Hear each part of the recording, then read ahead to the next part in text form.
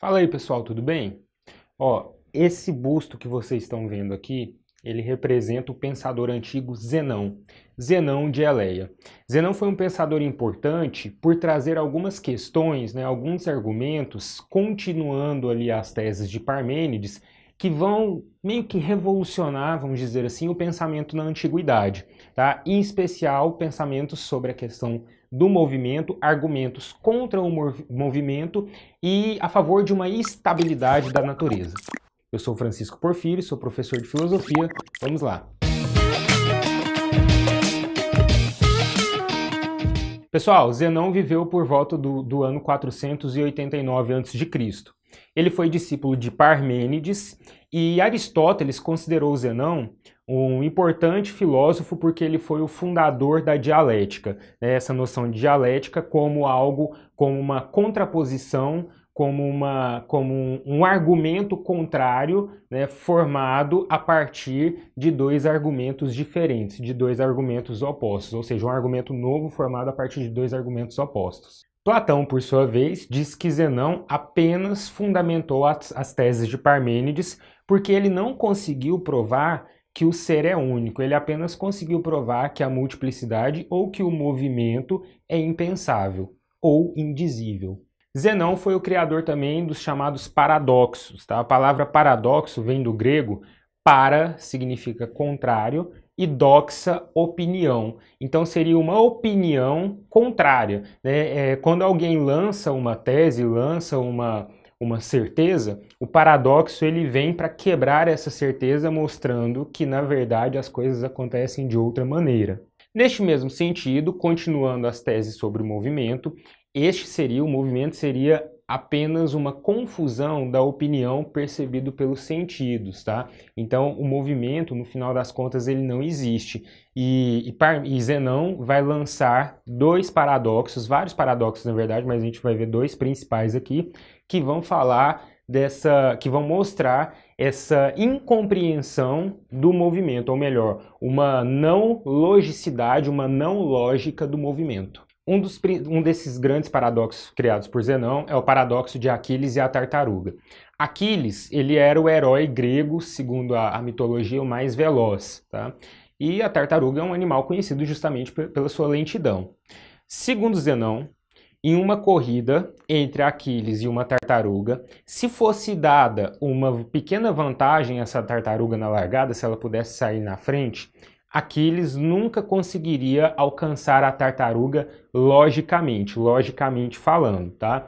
Porque existem noções lógicas aqui que a gente vai ver que elas se contrapõem aos nossos sentidos. Na verdade, a ideia de Zenão era que os sentidos, né? Porque se a gente pensa, um cara veloz, uma tartaruga, você dá uma vantagem para a tartaruga, logo ele alcança ela. Segundo Zenão, isso daí seria fruto dos nossos sentidos que de certo modo nos enganam, tá? Porque há aqui uma noção de estabilidade, de temporalidade diferente, né? Que é trazida lá por Parmênides, que é primeiro enunciada por Parmênides, e para vocês terem uma noção melhor sobre isso, vocês podem assistir a aula O Ser para Parmênides, que vai explicar um pouquinho melhor qual que é essa noção aí, o que é essa questão de temporalidade, de espacialidade que impede esse alcance de Aquiles à tartaruga.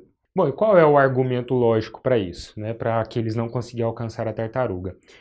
O espaço que haveria entre Aquiles e a tartaruga, sendo que a tartaruga saiu na frente, ele poderia ser dividido infinitas vezes. Então, quando a gente pensa em uma metade, por exemplo, a metade pode ser dividida mais uma vez entre a metade, você divide a metade da metade, a metade da metade da metade. Esse movimento ele é infinito, né? Há uma concepção matemática já muito antiga de que entre o numeral 1, o algarismo 1 e o algarismo 2, existem infinitos números, tá? Então, a partir dessa noção, o Zenão pensou o seguinte, olha, se a gente pensa que existem essas infinitas possibilidades, essas infinitas distâncias entre Aquiles e a tartaruga, é impossível que Aquiles passe por todas essas distâncias, afinal são infinitas, né? Nunca vão ter um fim. Nesse movimento lógico, Aquiles nunca alcançaria a tartaruga porque ele passaria simplesmente infinitas vezes pelo mesmo ponto, pela mesma distância ou pelas mesmas divisões, né, que existem no espaço entre ele mesmo e a tartaruga. Então ele ficaria preso numa espécie de ciclo sem fim. O segundo grande paradoxo de Zenão para provar a imobilidade é o paradoxo da flecha. Segundo Zenão, um arqueiro mira um alvo e lança uma flecha contra esse alvo.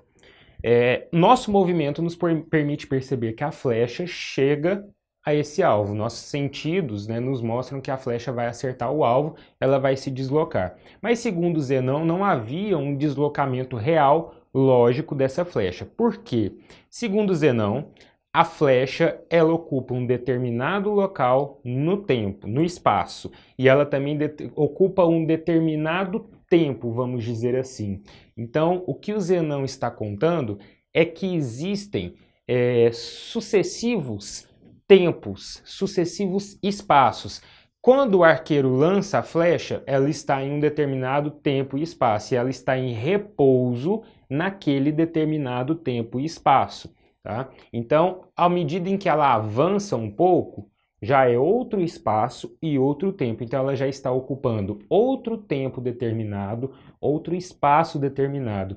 Então, não seria um movimento contínuo, mas seriam sucessivos quadros de repouso da flecha. Ela não estaria em movimento, mas ela estaria em repouso em momentos diferentes, em espaços diferentes.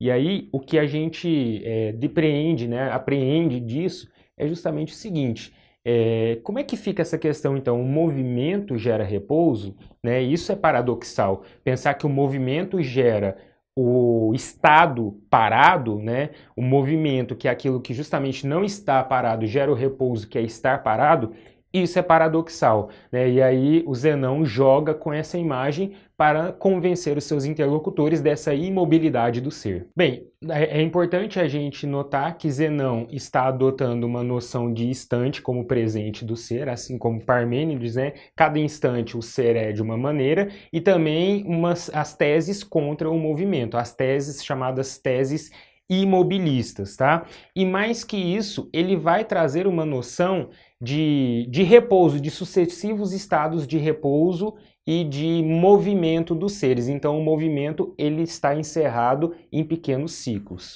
Tudo isso parece não fazer sentido para a gente hoje, mas é porque a física newtoniana já refutou os argumentos de Zenão.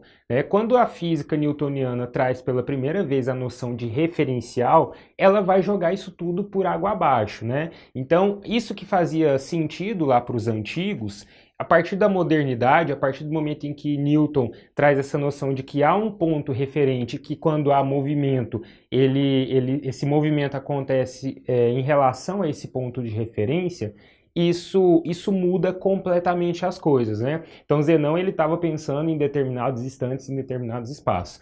A partir de hoje, para a gente, né, a partir da modernidade, isso deixa de fazer sentido porque Newton destruiu isso com a noção de ponto de referência. É isso aí, galera. Até a próxima, né? Pode curtir a nossa videoaula, pode se inscrever aí no nosso canal, pode seguir a gente nas redes sociais. Cliquem no sininho para receber as notificações toda vez que for postado um vídeo diferente. Qualquer dúvida que tiver sobre a nossa aula, vocês cliquem no link que está aqui na descrição. Até mais!